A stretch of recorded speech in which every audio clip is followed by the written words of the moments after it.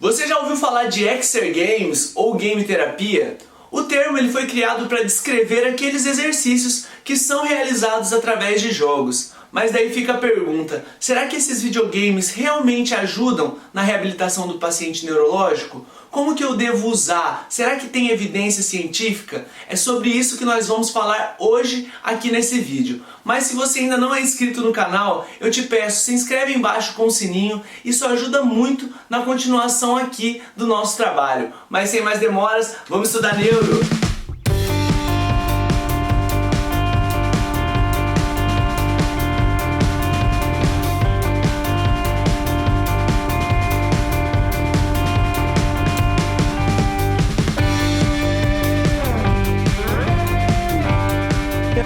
Antes de darmos início à nossa aula sobre o uso da realidade virtual na neuroreabilitação, eu queria compartilhar um pouquinho com vocês a respeito da minha experiência no tema.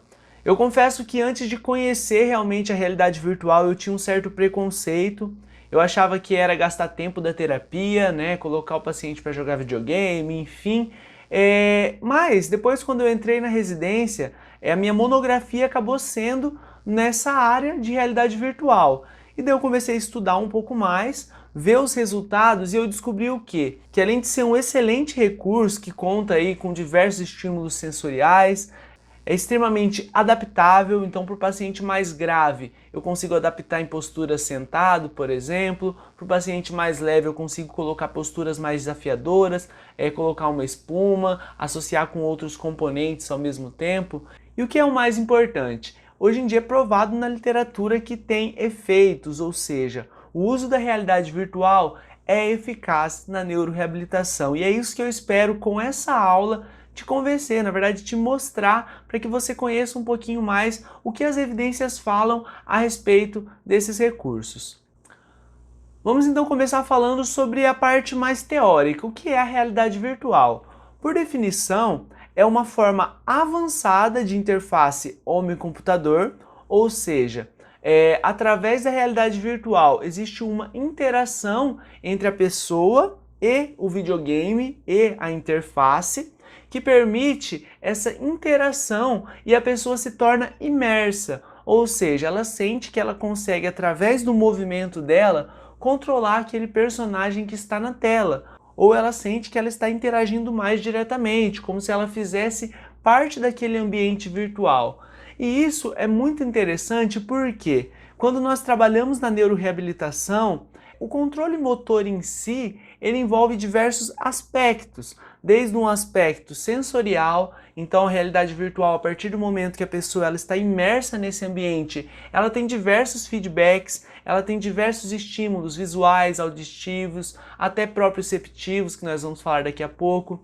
Trabalha também com a emoção, então com a parte de planejamento. A motivação é extremamente importante, então quando o indivíduo ele está inserido no ambiente da realidade virtual, o programa motor ele fica mais efetivo. Por quê? Porque a pessoa ela está motivada a realizar um movimento. Por quê? Porque ela está interagindo diretamente com o jogo.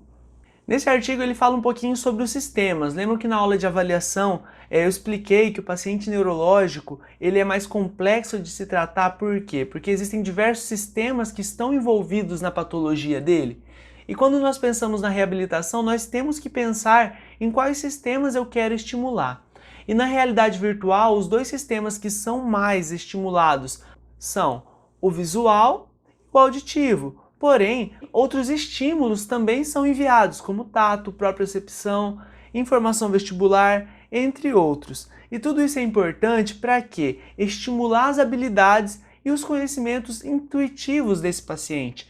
Então, um exemplo, o paciente que está em cima de uma plataforma, ele sabe que se ele jogar o peso, se ele transferir o peso para um lado, ele vai conseguir fazer algo lá na tela, por exemplo, mover um personagem. Então, essa transferência de peso, essa informação proprioceptiva, essa reação postural que ele está tendo, é algo mais intuitivo porque ele já vê uma resposta na hora. Então, quando nós pensamos em sistemas, o sistema sensorial ele é um dos mais importantes e que são mais estimulados na reabilitação com a realidade virtual.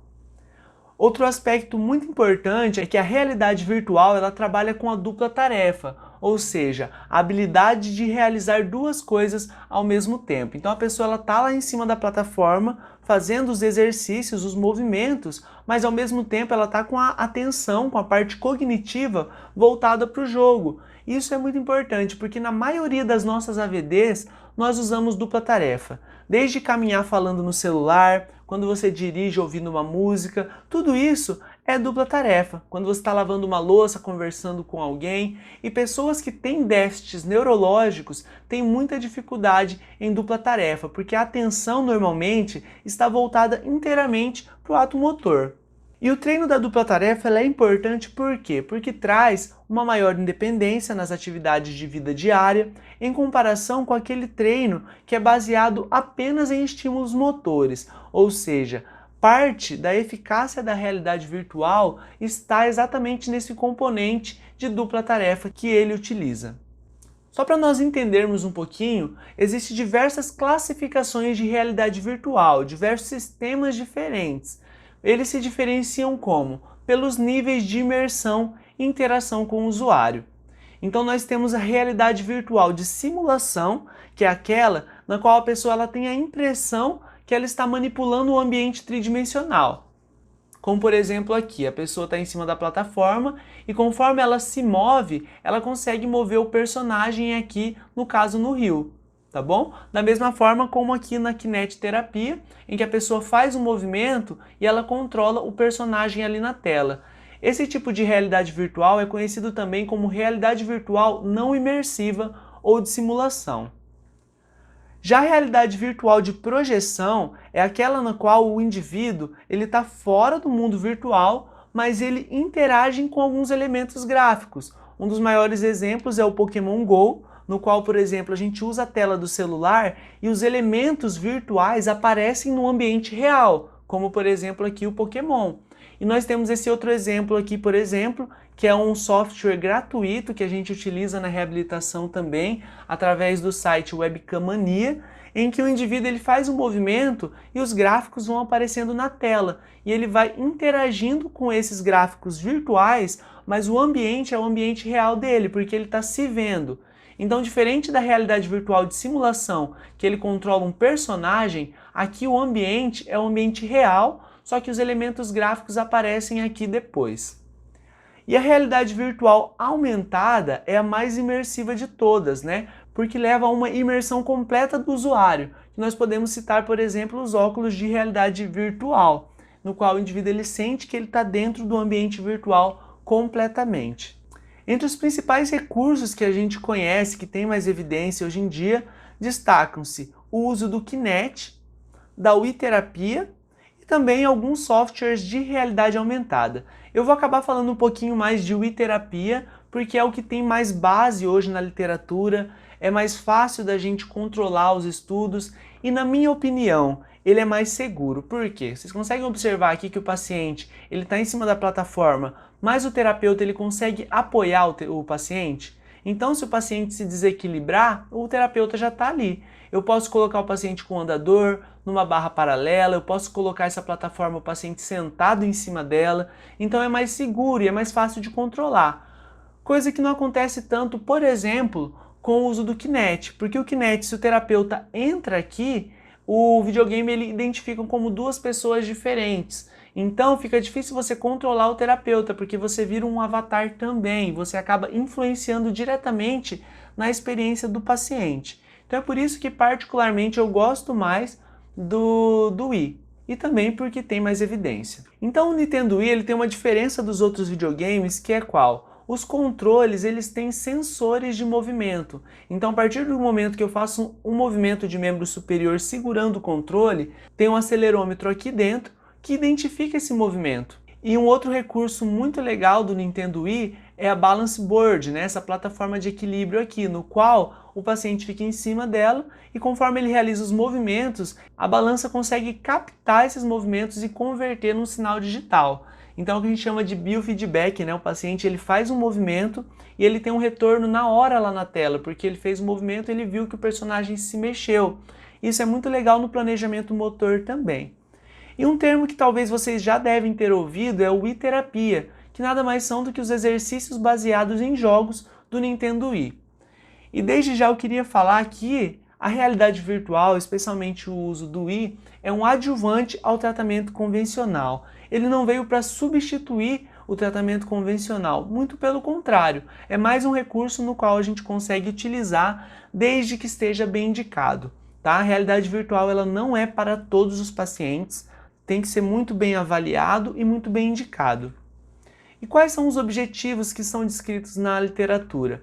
Pode ser utilizado para melhorar o equilíbrio, a função dos membros superiores, controle postural, para realização de exercícios ativos, por exemplo, segurando o controle e fazendo movimentos ativos de membro superior, trabalhar coordenação e ritmo, o uso de dupla tarefa, treinar a função cognitiva e atenção, melhorar a transferência de peso, isso é muito legal, por exemplo, com pacientes que têm hemnegligência, que têm dificuldade em transferir o peso para o lado M, treino de marcha e principalmente a motivação. No meu estudo eu achei que, na verdade, como eu trabalho com idosos com Parkinson, eles não iriam gostar do jogo, queria ser uma terapia que não fosse efetiva mesmo e que eles não fossem gostar. Mas assim, apliquei uma escala EVA para eles para ver o grau de satisfação. E a Wii-terapia foi a terapia proposta que teve a maior aceitação por parte deles. A maioria gostou muito. Então por isso que é interessante a gente avaliar o paciente e tentar ver se ele vai responder bem ao tratamento. Porque às vezes a gente acha que o paciente não vai gostar, porque ele já é idoso, por isso, por aquilo, mas às vezes vai ser um recurso que vai trazer muita motivação dentro da reabilitação. E na prática, como que funciona? Primeiramente, eu avalio o meu paciente para eu ver se tem ou não indicação, o que ele precisa, é melhorar o equilíbrio, melhorar a coordenação. Não tem como, gente, eu aplicar o Wii sem conhecer os recursos, tá? Para mim está sendo um desafio gravar essa aula, porque esse curso eu dou em 8 horas, tá? Eu vou tentar trazer aí um resumão para vocês, mas o que eu foco muito no curso? Em conhecer os recursos e como adaptar o uso do Wii para o nosso paciente. Então nós vamos ver alguns jogos e tentar identificar para que servem esses jogos. E depois que eu apliquei a terapia, eu tenho que ver com o paciente como que ele respondeu. Foi eficaz? Então essas perguntas eu tenho que fazer ao prescrever essa terapia. Vou dar o exemplo de 3 jogos só para a gente entender quais são os objetivos. Nesse primeiro, o paciente ele fica em cima da plataforma e ele tem que fazer a transferência de peso látero-lateral e antero-posterior. Então você está vendo que tem os números na tela? Ele tem que somar até dar 10. Então eu vou trabalhar dupla tarefa com transferência de peso.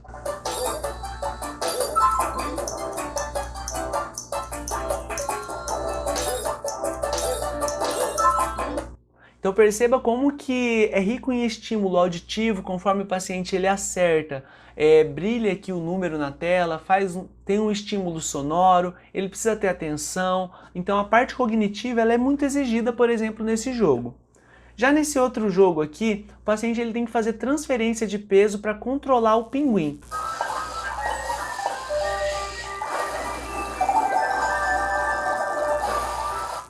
Então é um jogo que eu gosto muito de usar com os pacientes M que tem déficit na transferência de peso, tá bom? Então se é aquele paciente que transfere todo o peso para o lado sadio, quando ele sobe na plataforma o pinguim começa a cair toda hora para a direita. E qual o comando que a gente dá? Ó, o pinguim está caindo para o lado, você tem que jogar mais peso para cá. E o paciente começa a entender como que funciona a transferência de peso e como que ela é importante. E nesse último jogo, é um jogo que o paciente fica em cima da plataforma também segurando 2 controles. Então ele tem que associar o treino de marcha com coordenação e ritmo dos membros superiores.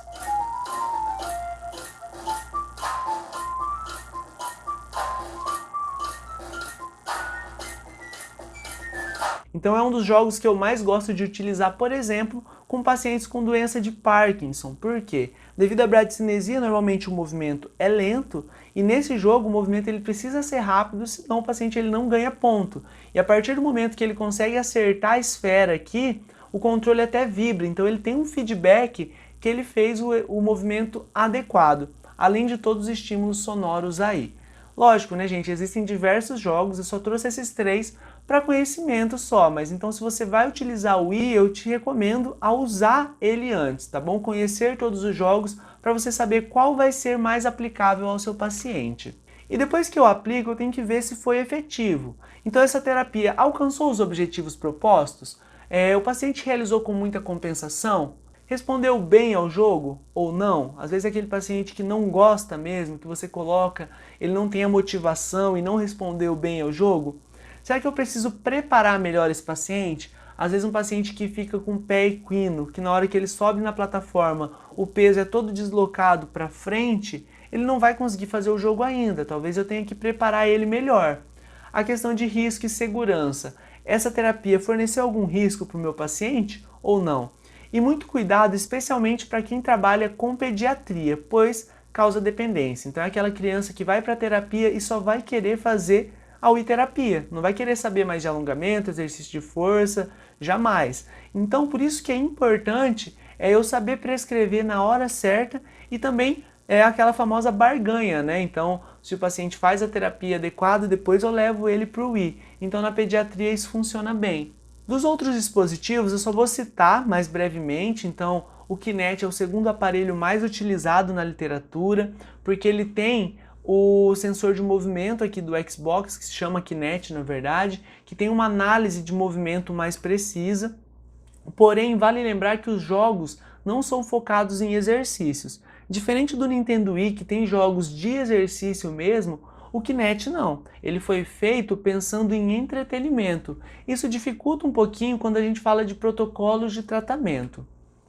E além da dificuldade de acompanhar o paciente, como eu disse, se você está do lado do paciente, ele te identifica como um outro jogador, então fica mais difícil fornecer esse apoio para aquele paciente que precisa. E além de que falta ainda evidência que comprove realmente o uso do Kinect na neuroreabilitação. Realidade aumentada, né? Existem diversas ferramentas, desde gratuitas a ferramentas caras, que têm uma ampla aplicação na prática clínica, né? Porém, ainda falta padronização dos instrumentos e protocolos de tratamento. Por exemplo, esse aqui foi um dos recursos que nós utilizamos também durante a residência, que é um site que você procura Webcamania, é o primeiro link, você só precisa do computador e da webcam e dá para fazer diversos exercícios também utilizando realidade aumentada. Como eu disse, o único ponto negativo ainda é que falta padronização de protocolos de reabilitação. O uso de óculos de realidade virtual na fisioterapia ainda é pouco estudado, mas lembrando que existem óculos de baixo custo, a partir de 20 e poucos reais na internet você já acha, até óculos extremamente caros. E o que é legal de se trabalhar? Ele trabalha muito sistema perceptual. Então, por exemplo, eu gosto de trabalhar o equilíbrio do paciente, por exemplo, em cima da espuma, associado com o uso de óculos de realidade virtual. Então, para trabalhar essa parte perceptual, paciente com vestibulopatias, é muito legal que você trabalha também os movimentos cervicais associados. E ele também é um coadjuvante na neuroreabilitação. Hoje em dia tem se falado muito do PlayStation Move, só que ainda falta evidência, então nem vou falar muito a respeito dele. E a pergunta que não quer calar, né? Será que existem evidências que comprovem o uso da realidade virtual na neuroreabilitação? Vamos ver. Essa revisão aqui ela é de 2016, né, que vem falar sobre o uso do Exergames para indivíduos com dificuldades, com déficits neurológicos. E ela traz que os Exergames têm o potencial de fornecer atividade física de intensidade moderada em populações com deficiências neurológicas, então ela tem essa capacidade, e além de que elas são viáveis para indivíduos com deficiências graves, porque lembra que eu falei, dá para adaptar esse recurso na posição sentada para aqueles que são mais dependentes, que usam cadeira de rodas, por exemplo, então nós conseguimos fornecer uma variabilidade de exercício, então isso é muito bom. Essa revisão agora de 2019, ela foi composta por 64 artigos que teve como objetivo ver os avanços na reabilitação de pessoas com doença de Parkinson utilizando os Exergames. Foi observado que os Exergames são seguros, viáveis e eficazes, em alguns casos até mais eficiente que a reabilitação tradicional, fornece uma possibilidade de um cenário de reabilitação residencial e monitoramento remoto. Então isso é muito comum, principalmente nos Estados Unidos, né? Que eles têm essa característica off-hands, né? Então você indica uma terapia e deixa o paciente fazer sozinho na casa dele. E eles observaram que o I ele pode ser uma ferramenta que também pode ser utilizada por paciente no uso domiciliar. Porém, até hoje existem evidências contraditórias sobre quais as melhores plataformas de reabilitação. Então, assim, não existe um consenso, o I é o melhor recurso. Ainda não. mesmo porque ainda estão surgindo diversos novos instrumentos. Esse artigo aqui também de 2019 buscou observar o uso da realidade virtual e da reabilitação cognitiva em pessoas pós-AVE e acabou concluindo que a reabilitação usando a realidade virtual ela afeta positivamente aquelas pessoas pós-AVE nos domínios cognitivos, então trabalhando principalmente a motivação e participação. Então eu posso utilizar também visando os aspectos cognitivos do meu paciente pós-AVE. Essa revisão publicada pela Stroke no ano de 2018, ela foi composta por 72 artigos e teve como objetivo avaliar o uso da realidade virtual na reabilitação pós-AVE. Além disso também, comparar com a reabilitação tradicional. E olha só que interessante, então, esses primeiros artigos aqui são de artigos com a reabilitação tradicional e aqui utilizando os Exergames. E olha só que interessante, o Diamante ele acabou tocando na linha, então não tem como eu provar que um recurso foi melhor que o outro, né? Uma terapia foi melhor que a outra, porém o Diamante acaba até se deslocando aqui a favor do uso da realidade virtual, tá bom? Isso é muito positivo, então quando nós pensamos nos efeitos da terapia. Mas esse artigo ele concluiu então que a realidade virtual ela não é mais efetiva que o tratamento convencional, porém apresenta resultados positivos em pessoas que tiveram sim AVE. E para terminar eu trouxe alguns artigos aqui sobre paralisia cerebral. Então os artigos trazem que a realidade virtual melhora o controle postural, transferência de sentado para em pé, do equilíbrio, capacidade funcional, melhora no GM-FM em pé, caminhando, correndo e saltando, além de promover também melhora do desenvolvimento motor. E esse artigo aqui de 2016 não encontrou uma melhora importante. Lembrando que os protocolos ainda foram bem diversificados entre um e outro, tá? Então vale a pena você dar uma olhada aí melhor em cada um desses estudos. Eu espero que esse vídeo tenha te ajudado. Se você já usou realidade virtual, comenta aí embaixo, tá bom? Se você nunca utilizou também, coloca suas dúvidas aí. Não esqueça, se você quer dar uma força pra gente aqui do canal, se inscreva aí embaixo com o sininho, deixa o seu curtir, que isso ajuda muito, nos motiva muito a continuar com esse trabalho aqui no canal, tá bom? Nos siga lá no Instagram, no @neurofuncionalr, beleza? Fica com Deus, até a próxima!